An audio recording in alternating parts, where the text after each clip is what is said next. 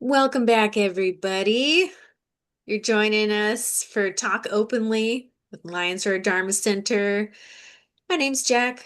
I am joined by my wonderful friend, Daniel. Hello, Daniel.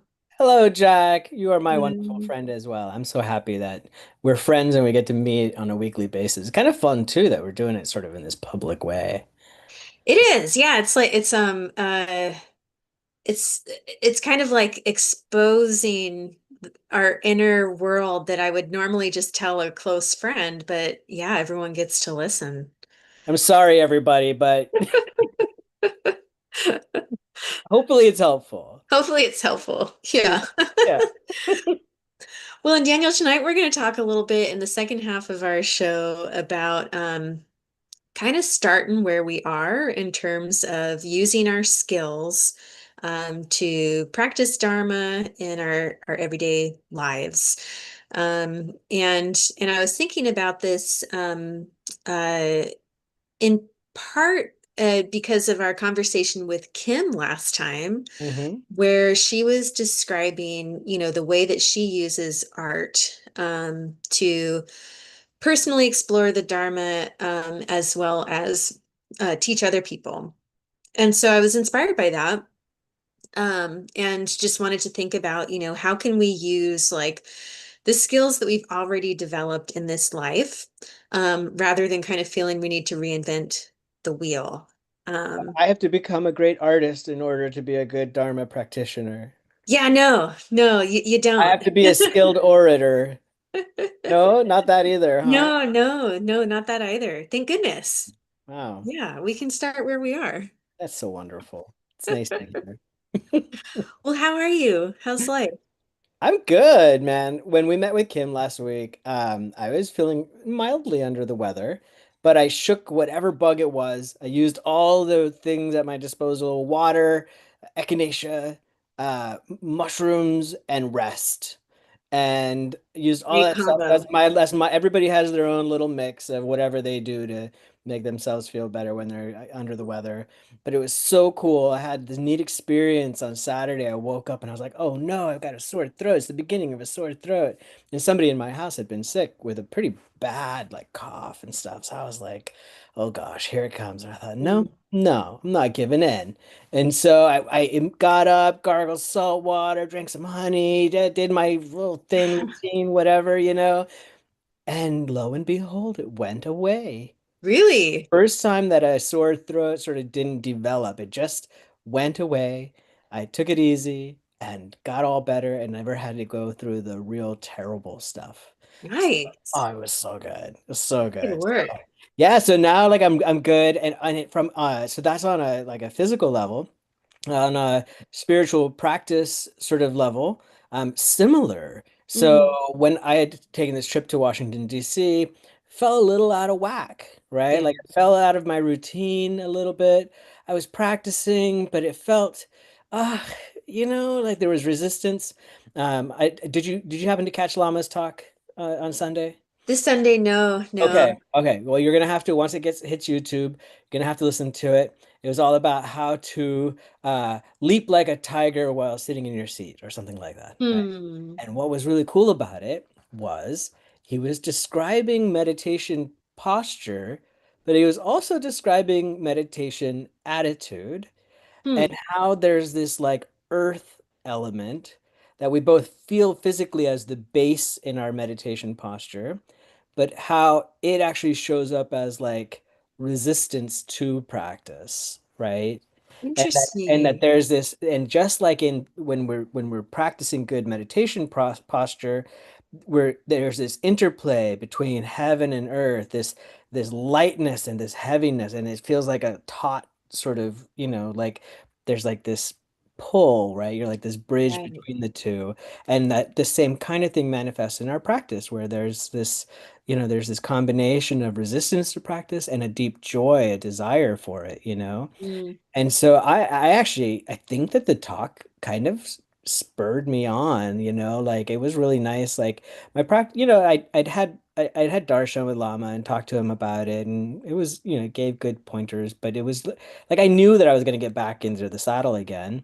Sure. But I was just seeing this resistance, and like it wasn't super pronounced because I was still meditating, I was still reading, but it was like my daily, like that heaven part of it was Mm, not missing, but it wasn't there as much, right? Listened to yeah. this talk on Sunday and I was like, this is perfect. Like it's so inspiring because I could feel that and I was like, yeah, I feel it. There's that resistance and here, let me connect it to heaven, right? Both sort of Yeah. metaphorically and also literally in meditation. And it was so wonderful. Like I'm back in the saddle again. Yeah. It's a good feeling, It huh? is. It always feels so good. It kind of Yeah. like I don't like getting out of routine. You know, I don't like to get out of the regular pattern of meditating, but when I do, the best part about it is coming back to it. Yeah, for sure. Yeah, Yeah, there is this kind of like remembering, that's right. that's like, oh, right, that's why I do this, Yeah, and can I okay, I'll share a little bit more. Yeah. So what I noticed during the intermittent sort of like the resistance phase where I was like kind of kind of doing it, but like just trying to maintain a little bit, was that I would just do my meditation. I would just sit for a certain amount of time and that was it. Whereas normally, when it's my normal sort of regular practice, it's kind of complete, right? It involves sort of the seven limb offering. It involves a little bit of like physical sort of like stretching and yoga and stuff to get the body a little bit more pliable and really getting in and checking my motivation and really like doing it, right? Is what and when I do that, when meditation is like that, there's nothing like it. It's just Yeah. the most amazing, wonderful practice. But then sort of like slogging through it, getting it done, sitting down for however many minutes, like, nah, like I did it. Okay. It's not the Yeah. same. It's not the same. It's just not. It's No, no. Um, and it's so interesting too to think about that like kind of dynamic of the rootedness while rising, that they work together. Because yeah, I do so often think of like my resistance negatively. Um, and so to find ways to say, no, this is kind of like the ground that I'm leaping off of. yeah. Um, I still haven't quite figured that out yet. I don't know if Lama gave any, like little pointers on how to do that.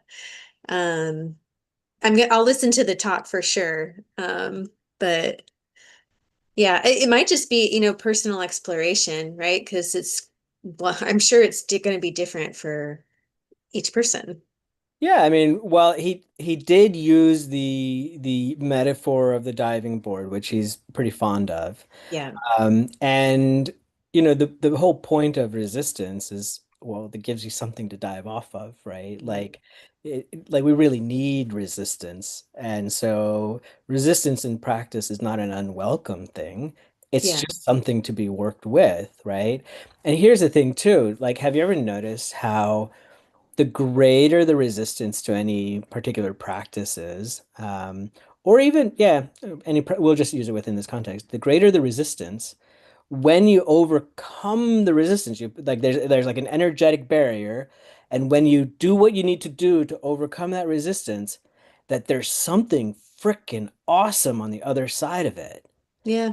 Yeah. Like you ever notice that like in interpersonal dynamics, you meet somebody and you're like, oh, I do not like that person. Like I just met them and I don't like them, right? And you got to do all this work and whatever it is, you have to sort of get over yourself, and then like a month later, they're like your best friend.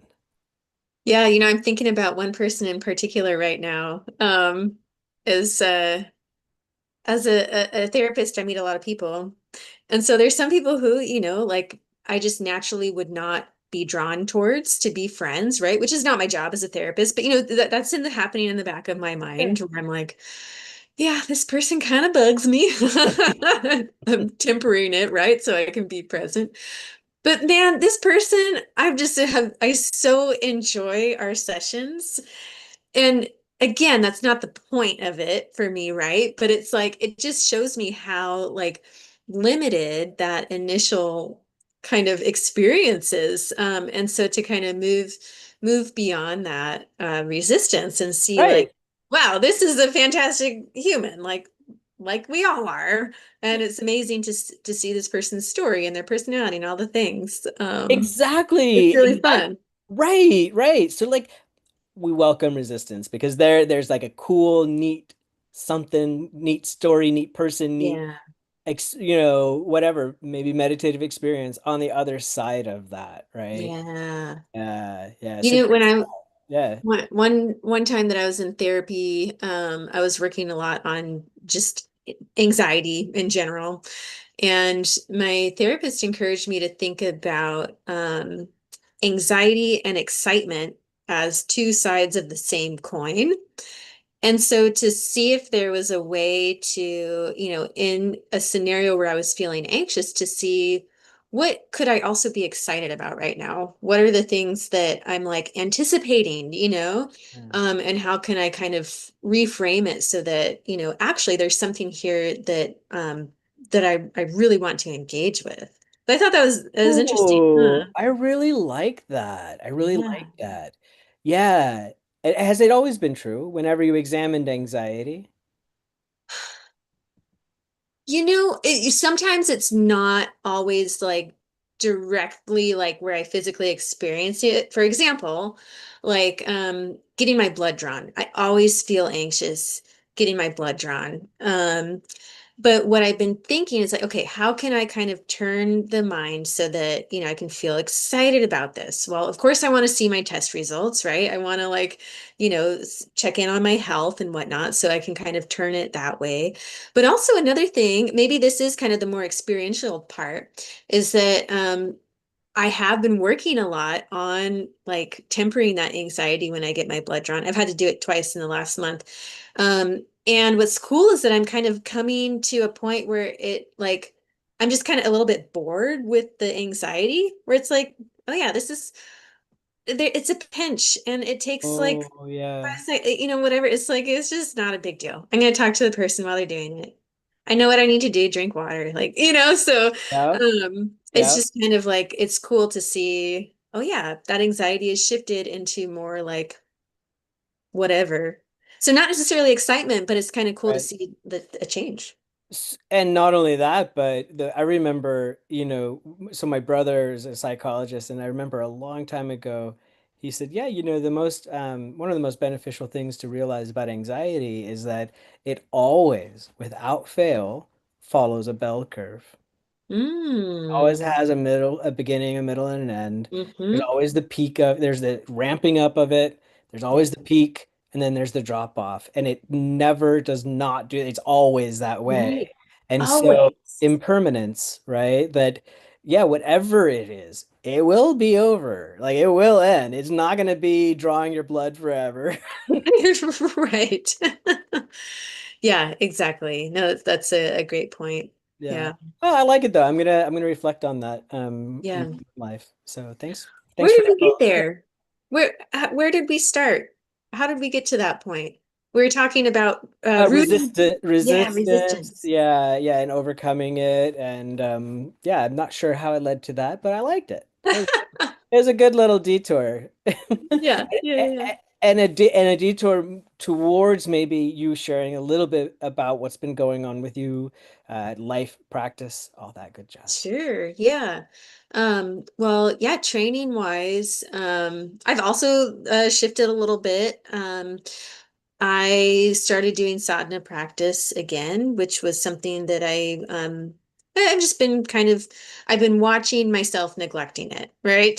Yeah. Whereas, I feel like if this happened a few years ago, I would have been really nervous, like, oh, I'm like falling off, like I got to get back on. And so, I was talking with Lama about it that, yeah, I was a lot more aware this time that it's like, uh, this is just what's happening. I'm not doing the sadhanas. And I will get back to it, kind of like what you were saying with your little dip in practice. Um, and it kind of reminded me, I think I've told you this story that I heard about that teacher who, like, in order to kind of cure his like attachment to sugar, he ate like 30 of these like gulab jamun, Yeah. like sweets, like super intense. It a little bit felt like that, where I was like, I'm just gonna kind of take laziness in this sense to like an extreme where I just feel kind of tired of it and Yeah. like done with the struggle. And and I think that was really good. And so and I feel like I'm getting back into sadhana practice with a little bit more of a measured mind. Um, that like I am a lay practitioner and it's okay that, I might not get to it every day. I can forgive myself for that and like recognize that I'm doing, practice anyhow. Yeah. Um, and now I feel which is just, it sounds so obvious until like I actually experience it. But now when I do a sadhana, I feel so much more happy to be there. Yeah, it's And not an like, obligation. You're there it's because you want to. right. I'm there because I want to. And like I'm developing this relationship to this certain type of compassion. And so yeah, that it feels more like that kind of rise, right? Yeah. Where it's like there's the rootedness of, being disciplined and consistent with practice, while there's like the rise of like, and this really is something I love. Like I love doing it. So But you um don't love doing it if you're forcing yourself to do it and you feel guilty or bad right. or something when you don't do it. It's the friendship, right? You're a friend Yeah. with the deity or whatever you're practicing with. The last thing you want to do is to have them be like a obligatory friend where you like have to see them because otherwise they make you feel guilty or something. Oh And yeah. those are nobody likes those relationships, right? No. You want to be there because you want they're like it's relaxed. They love you. They want you to feel good in their presence, you know? It's Yeah. like that. Right. So I Right. like what you said that you overcame your resistance to laziness. Well, at least for now, for that. For that, within that context. In that context, yeah. Well, I think it has to be um tempered by like so not going the exact other way, right? Where it's like, okay, now that I'm not doing the laziness, now I'm gonna do like the over the top discipline part. Like Uh-huh. Uh-huh. like I've got to find that balance because, they just the swinging back and forth is really tough. Dude, okay, I think that for sure we can agree about this, that Yeah. the all or nothing approach, oh boy, don't do Yeah. that to yourself. That's freaking Mm-mm. painful, right? It's Like really painful. exactly. That was the feeling that I had. That same what you just mentioned was the same feeling I had sort of like when I was like, I'm off the routine. I noticed the part of my mind that was old, like old Daniel, that's just like, well, you're not doing it. You're not good enough at it. You're just doing, you're whatever. And there's just like nasty talk. And so, just like don't do any of it. Might as well just go, blaze a bowl or something. Like like that I could just see like I didn't get that far, but I'm just saying like I could see that mindset, that all or nothing, right? Black or white. No, man, that's not balanced, right? You don't Yeah. have to go so extreme the other direction, right? I love Right. that you're like, yeah, okay, I notice laziness or I notice this, like in this context here that I need to loosen. I need to relax. It's not laziness, right? Right. You need to Yeah. loosen, you need to relax. You're too tight around the sadhana practice, and you want to have it make this beautiful melody. And so you were just tuning, right? Yeah. And like you didn't do that. It is. Hey, do you ever take like a guitar class or something? Like Mm. I'm such an extremist that I always was like turn it multiple times, right? To like tune it, and it would never. I was always having a hard time. And my guitar teacher's like, dude, it's just like it's just Yeah. a, just a little one. Yeah. Right. Yeah, that's such a I love that metaphor. Um, yeah, and that the tightness of that, it's just it's so Why do frustrating. we do this to I ourselves in spiritual know. practice? We know better, but we do it anyway, right? Get all Yeah. tight around it. Yeah, just like drill down. You know, I was talking with Lama on Saturday about like this one of the kind of antidotes that I've been using in my shamatha practice is like just a very brief kind of like I don't know if I'd say it's analysis, but it's just kind of like I'll remind myself like give it up. Give it up. Like whatever it is, whether it's like the self-improvement project mindset or like I'm not doing it right, or, thinking about, whatever it is that I'm thinking about, just like, okay, give it up. Give it up. Yeah. It's like just, Yeah. Yeah. Yeah. and that feels Dude, really good. I love it. I love it. Yeah, I was just thinking, like, you really don't want to have a samsaric sadhana practice. Yeah, no, no, for sure. Not at all. Right. And that, like, I love that. Like, you're just like, no, let that go too. Let that Let, shit let go, that go bro. too. Let that go too. Right. I sent you this Lama Lena quote You did. the other day, and it was this very spirit. She was doing a Dzogchen sort of lesson, and she said, "I'm gonna do my best to quote her in her smoker's voice or what." She's, Yeah, I love her voice. I love it. She's me one. too. She is like, "Fucking A, you're already perfect, don't you know? Uh-huh. Just just let it go." Yeah. Right? Like, oh, it was so direct, right? That beautiful Buddha nature, that beautiful, perfect you of indestructible goodness, already there. Are there. Already there. You don't have Yeah. to, no, you don't have to become it. You Yeah. know, Give it up. already there. Give it up. Just Yeah. relax. Let that crap that's blocking it, let it go, let it go, let it go. And there you go. Yeah. Yeah. So good. Yeah. Yeah. If you haven't listened to Lama Lena's teachings, she's got a channel on YouTube and has a lot of great teachings and she's funny. She's a riot. And she Yeah. has this really unique way of speaking Mhm. that I was a little bit like, I'm not so sure about this at first. But Same. once I got used to it, I was like, she's really freaking cool. And I Yeah. read later that she identifies as autistic.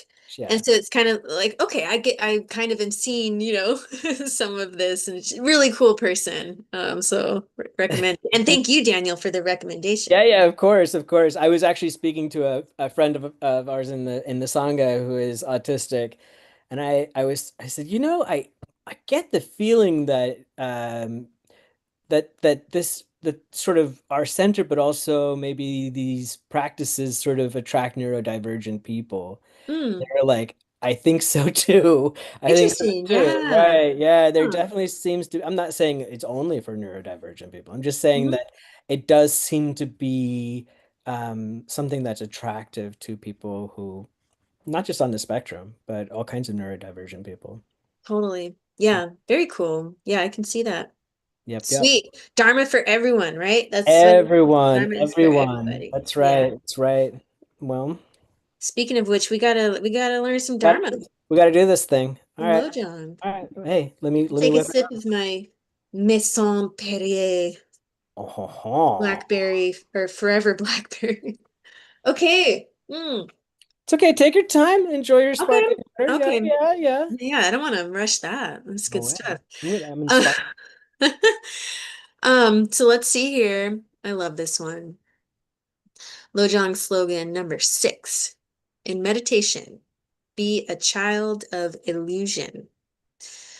Charlie Kyabgon says the way to elevate and liberate ourselves on the spiritual path is by maintaining the perspective of the insubstantial nature of things in our everyday activities.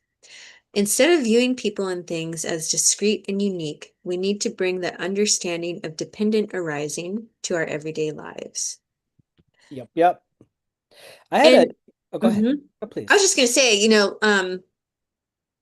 I found when I first read this, I I couldn't figure it out, right? And it's not like I understand it now, but the whole part about being a child, I think that's kind of that seems like the nugget to me right there.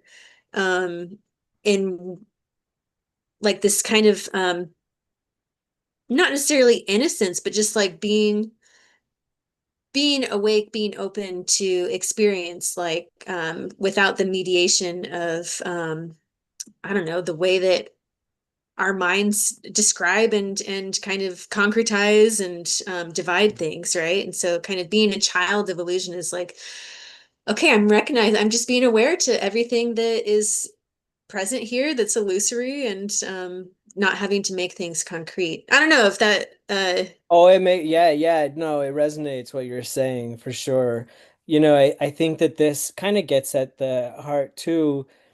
I was thinking, well, better a child of illusion than a child of delusion, right? Mm, And that, that one of the things that, that it has been somewhat hard for me to understand is when we talk about anatta, this no self idea, there is no there is apparently there's something here. It's just that it's a relative set self, right?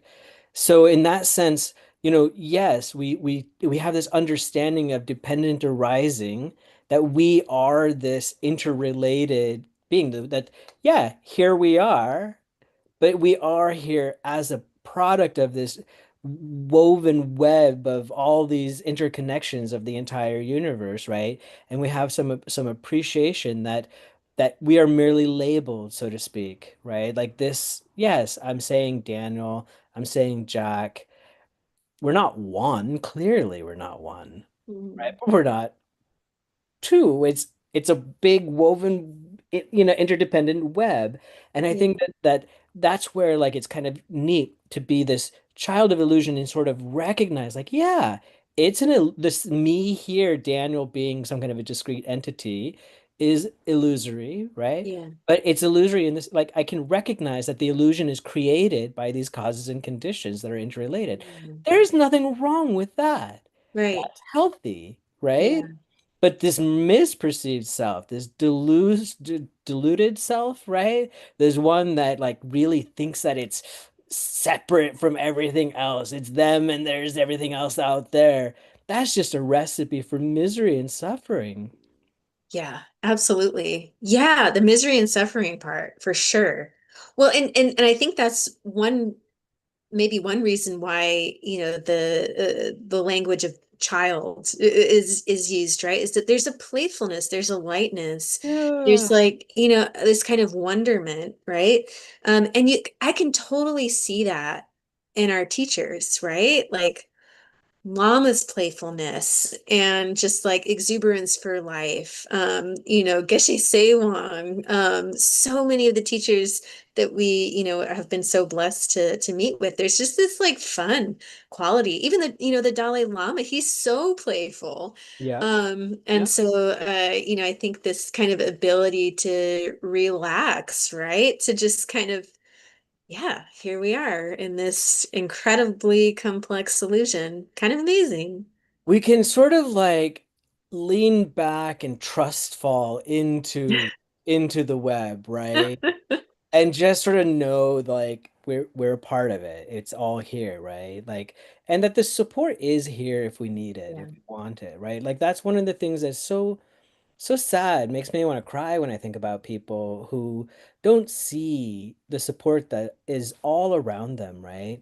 You Mm, see this every day, right? In your work where, people they turn away from love and compassion and resources because there's some kind of resistance, right? There's some kind of because this creating this subjective self and this objective other, that is it's a barrier that is resisting, right?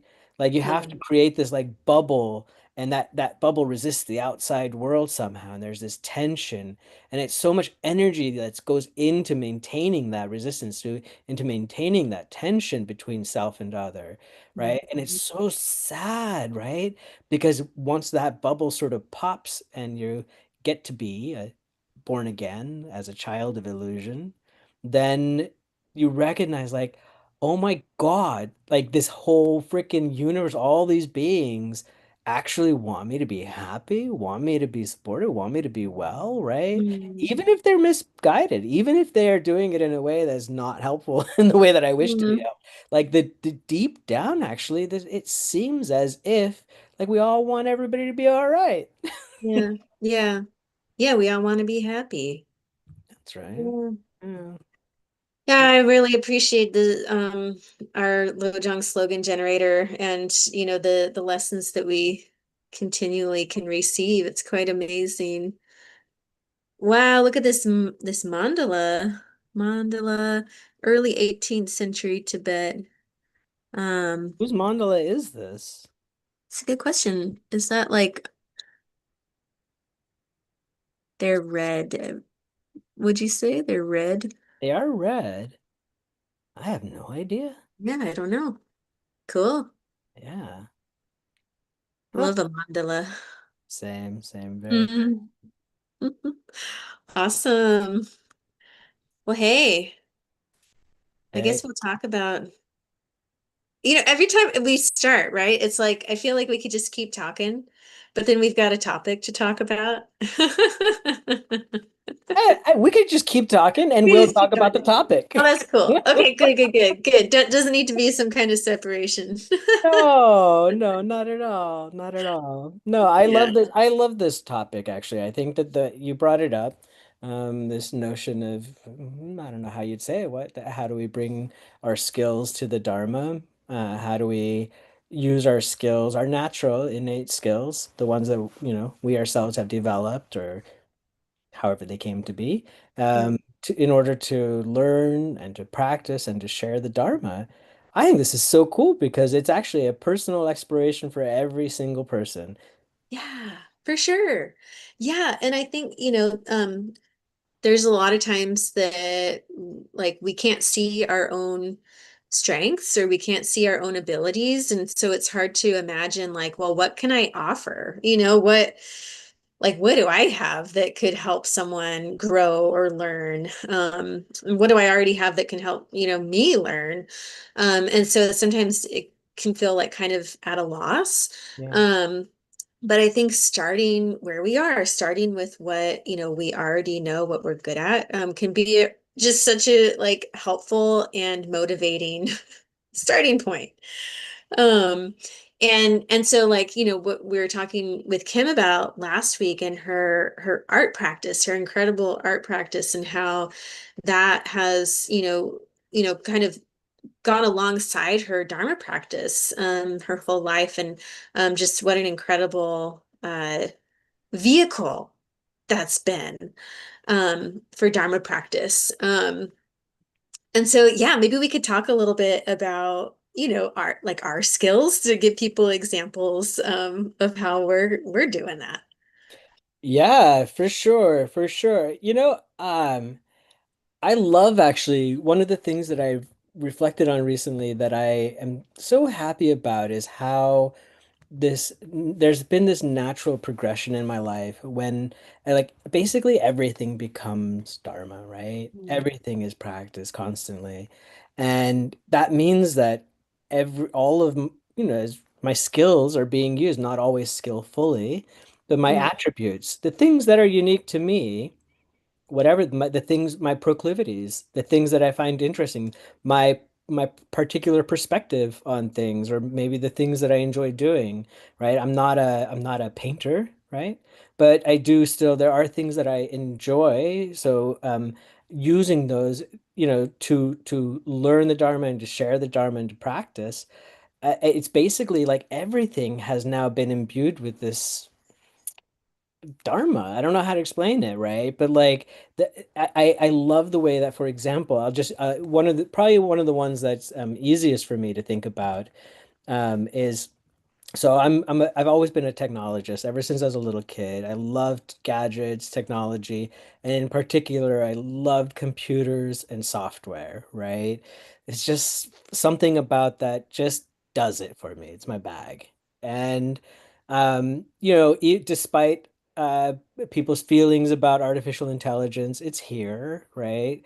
And I have a keen interest in it. I'm not yeah, I know that it has drawbacks, and I know that there's worries about it and stuff like that. Especially people, especially like artists, creative people are Sure. very, very threatened by AI, and have good reason to dislike the way that it came about, right?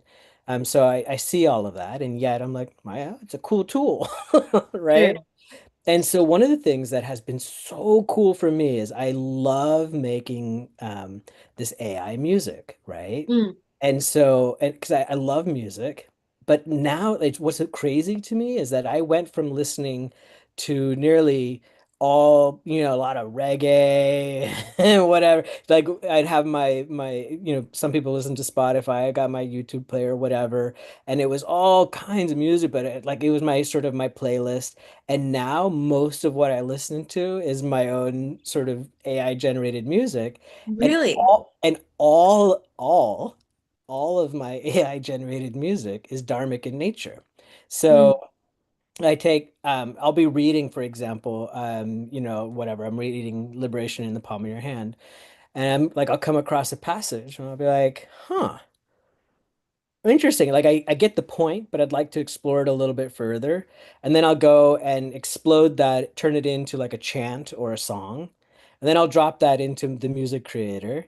And then Mhm. I'll try different, musical styles with it, right? And then I'm driving down the road and I'll crank it up. And I'm like, I could drive for hours listening to this stuff, right? Yeah. And it's such good instruction. So I like to take a Yeah. lot of prayers and poems that in verbatim, no, not changing anything about them whatsoever, and just drop them in, right? Like the 8 verses of mind training. Oh my Mm. God, listen to that as rap, listen to that as, as folk music or whatever. Yeah. And Well, I imagine it probably helps you memorize it dude, too, okay. huh? Okay. I gotta tell you my favorite, which is this is happening right now. Okay, so I have taken the entire Shantideva's Way of the Bodhisattva, right? Each chapter is one song, right? Whoa. And okay, I played around with different musical styles. Can I tell you what I've landed on? This stuff is amazing. I'm driving down the road just blaring this stuff. It's crazy. It's wild. Okay, but it is like I'd call it like neo gospel soul with a so it's got the foot clap I mean the hand clapping, foot stomping. It's got the choir in the background, right? And I mean it's lively. It's got the preacher man voice. It's got it's got the whole thing going, right? It's oh my God, it feels like I'm in like a live church, and what they're Nice. singing is the way of the Bodhisattva. Oh. Oh, Nice. dude, You got to send that to me. dude, I I would will. love I'm to gonna try. hear So, that. okay. I'll go a little bit further and then I'll stop. Okay, but this stuff I love it. So, this is of course for my own uh, entertainment. It's for my own sort of technological sort of training and stuff. It's my own sort of that kind of stuff.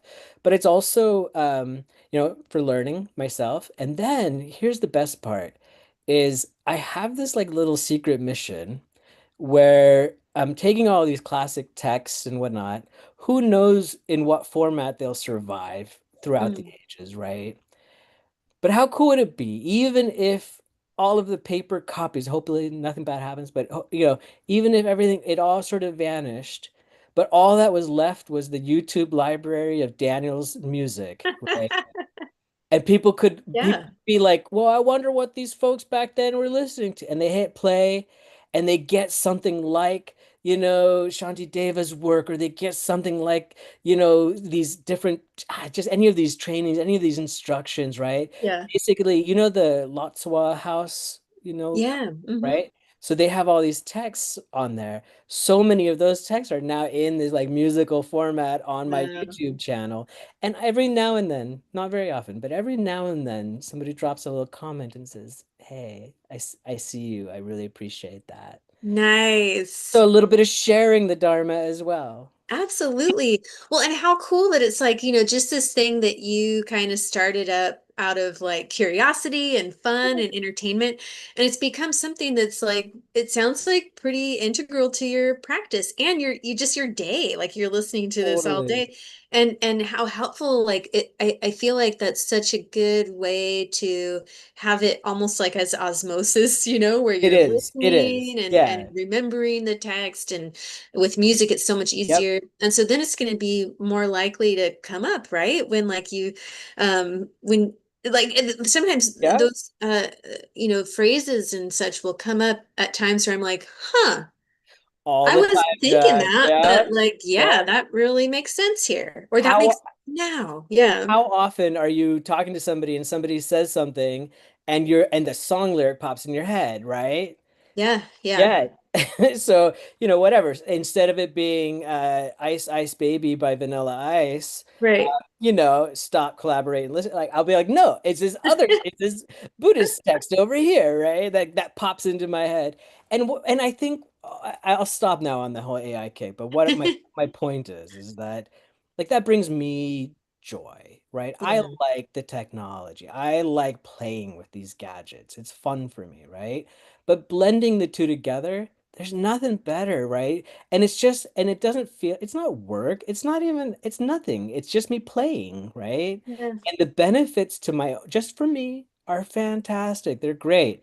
It may not be everybody else's cup of tea. That's fine, right? Like I totally get it. If you do not want to listen to the gospel version of Bodhicharya, or however you say it, right? Like it's great. Like it's fine. I bless you. Keep going, read the book or do something else, right? yeah It's fine. But I just like if it does help other people, even if it's people that are listening to a YouTube playlist 200 years from now, like that's cool. That's that is neat. cool Wouldn't that be neat if it was like a little terma treasure or something? You know what I mean?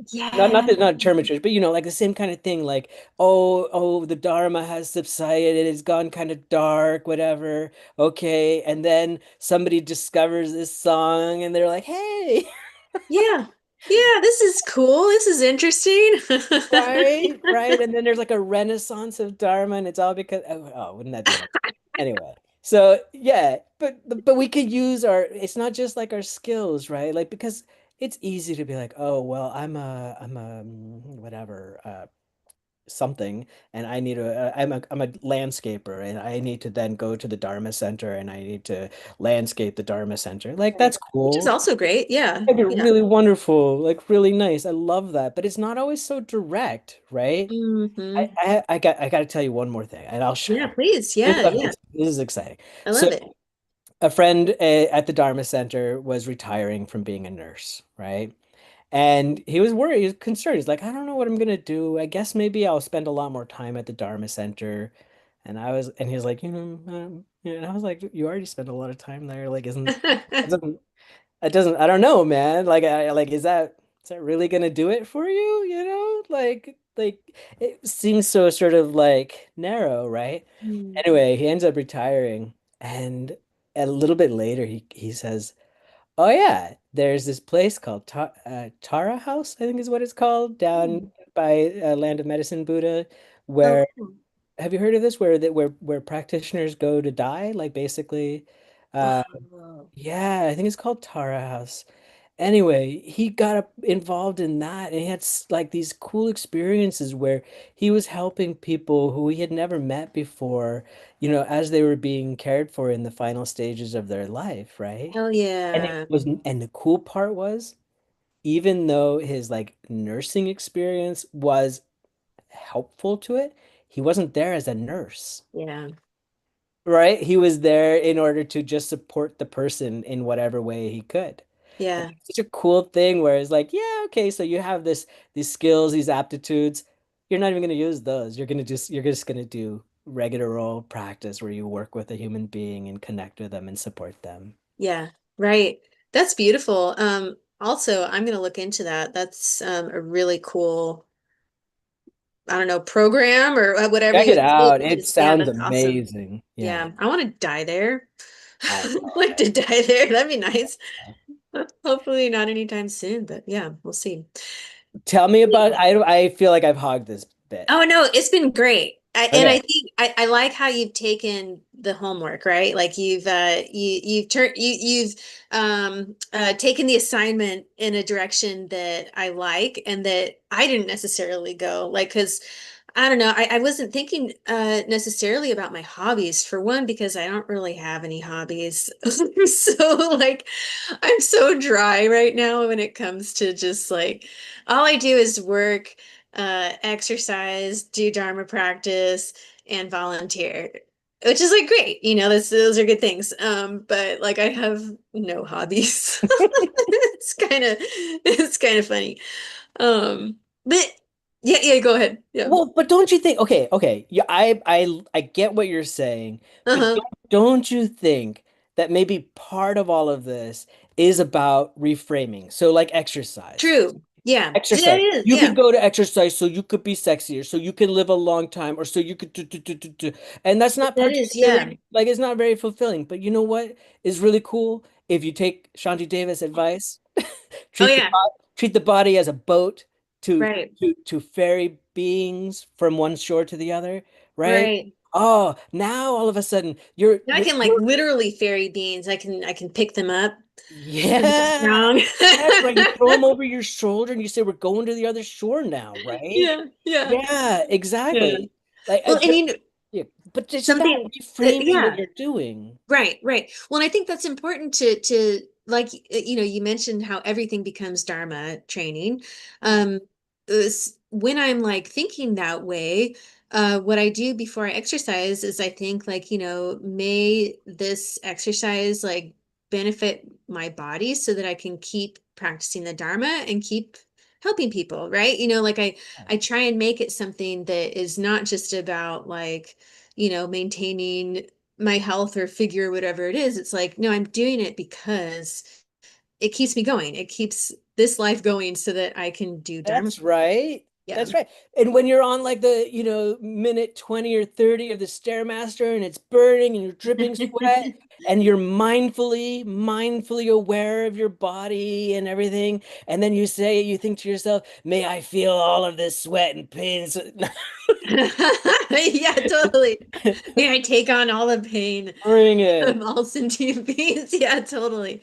Yeah, that's such a great point. It's like, yeah, no matter what we're doing, like just What? how can I turn my mind towards the Dharma? Is amazing. That's right. Yeah. And boring old shit like customer service, right? You're at 100%. work Oh yeah. and you got to talk to somebody and they are insufferable, like whatever. There's something they seem stupid or they say Hmm. whatever. That's like, hey, you just got handed a beautiful little gift. Practice now, right? How are you Totally. going to help this sentient being? How are you going to, it's not just about this sort of ultimate liberating them from suffering, right? Because as Shantideva himself says, Uh-huh. telling you, man, this stuff's coming up again and again. It's like, he's like, hey, may I lead them, to ultimate, relief from suffering? But in the meantime, how about I also give them temporary happiness? Mm. Right? Yeah. If I can't really completely liberate the person right now, this in this customer service call, can I at least make them temporarily happy? Yeah, for sure. Yeah. I love that. Yeah, thank you for those Shantideva tidbits. Really Could be more helpful. coming, I bet. Good. Yeah. If I could do this, if I could sing it, oh Jack, if I could sing it, Yeah.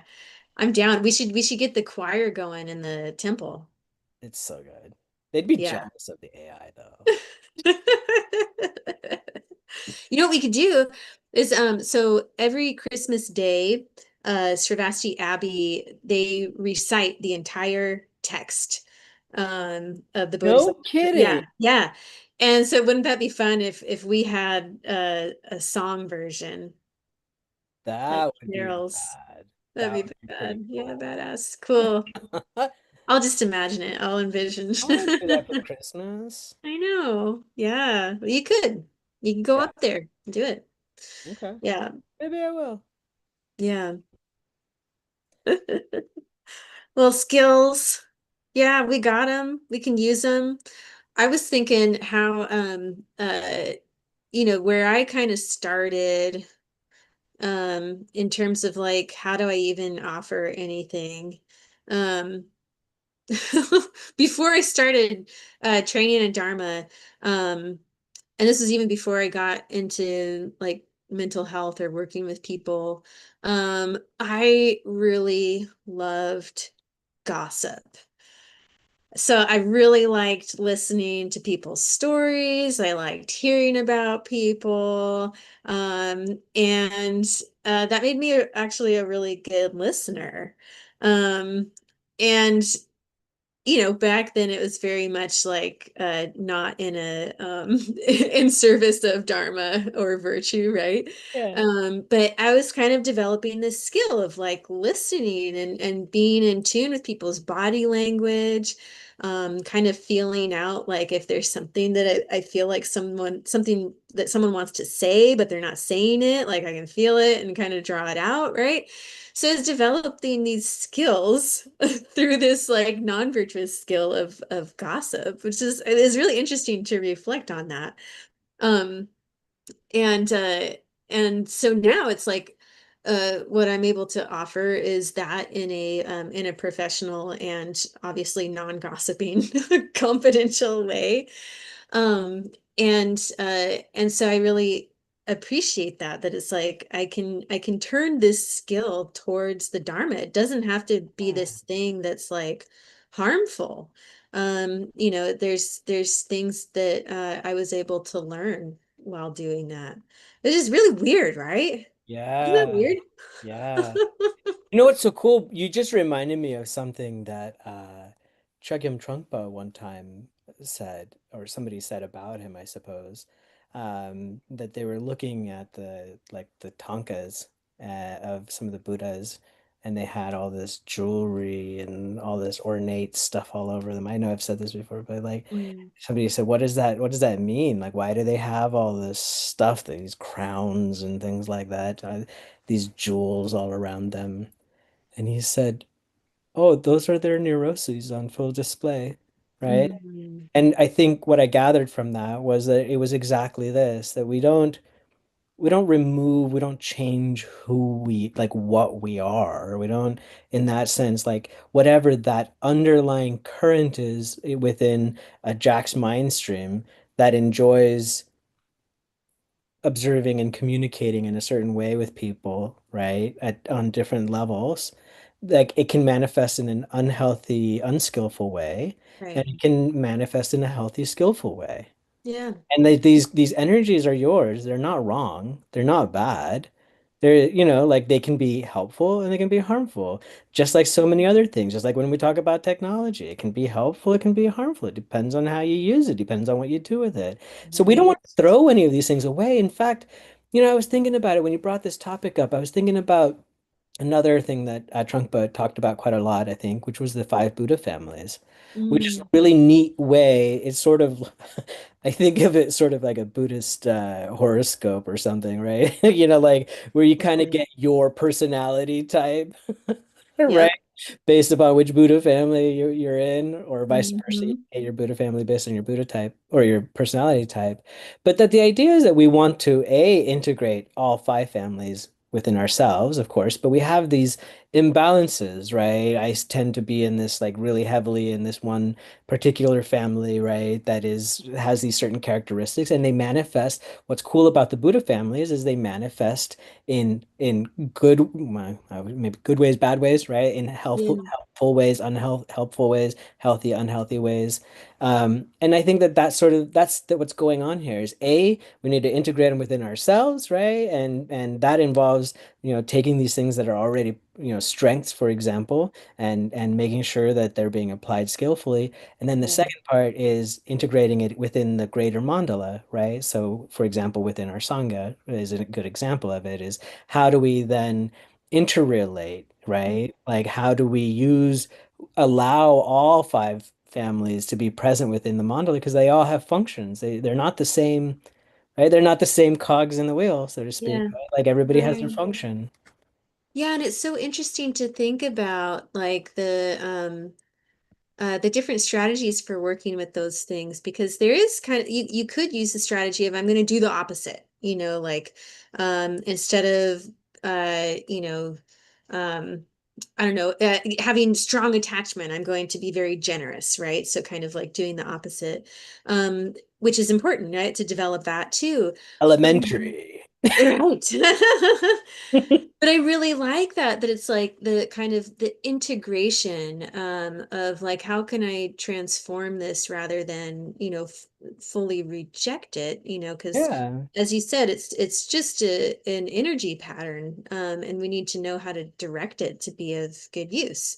Mhm. Um, so that seems it's just such a healthy model, isn't it? Indeed. What I love about it is that even though Buddhists talk about no self and there is this sort of people come in with this idea of ego destruction and so on. No, no, Yeah. it's actually sort of like more like how to have a healthy How to sense have of a healthy self, ego. right? Yeah. Yeah, Right. Yeah. To integrate all of our parts that's as right. one That's might say, right. yeah, that there are no exiles. We can bring everything into the fold and do so health. That's the lion's roar. It's all workable. Yeah. Hell yeah.